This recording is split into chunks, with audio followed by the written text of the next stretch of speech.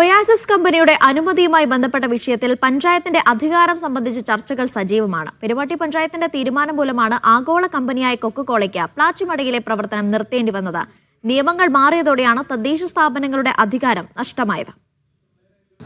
പഞ്ചായത്തുകൾ സ്വതന്ത്ര പരമാധികാര റിപ്പബ്ലിക്കുകളല്ലല്ലോ. തദ്ദേശ വകുപ്പിന്റെയും എക്സൈസ് വകുപ്പിന്റെയും ചുമതലയുള്ള മന്ത്രിയുടെ പ്രസ്താവനയാണ് കേട്ടത്. തദ്ദേശ സ്ഥാപനങ്ങൾക്ക് അധികാരം ഉള്ള കാലം ഉണ്ടായിരുന്നു. പെരുമാട്ടി പഞ്ചായത്തിലെ പ്ലാച്ചിമടയിലെ കൊക്കക്കോള കമ്പനിയും എലപ്പുള്ളിയിലെ ഒയാസിസ് കമ്പനിയും തമ്മിൽ ചില സാമ്യതകളുണ്ട്. രണ്ടും പാലക്കാട് ജില്ലയിലാണ് പ്രവർത്തിക്കുന്നത്.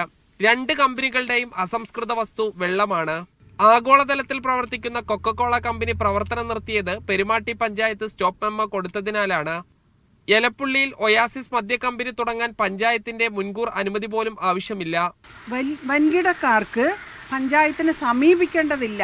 ഇത്രയും വലിയ 600 കോടി രൂപ മുതൽ മുടക്കിൽ ഒരു കമ്പനി വരുന്ന സമയത്ത് അത് പഞ്ചായത്തിന് അധികാരം ഇല്ല എന്ന് പറയുന്നത് എവിടത്തെ ന്യായമാണ്? വ്യവസായങ്ങൾ എളുപ്പത്തിൽ തുടങ്ങാനായാണ് നിയമങ്ങളിൽ മാറ്റം വരുത്തിയത്. ഏകജാലക സംവിധാനം നടപ്പിലാക്കിയതോടെ എല്ലാം എളുപ്പമായി.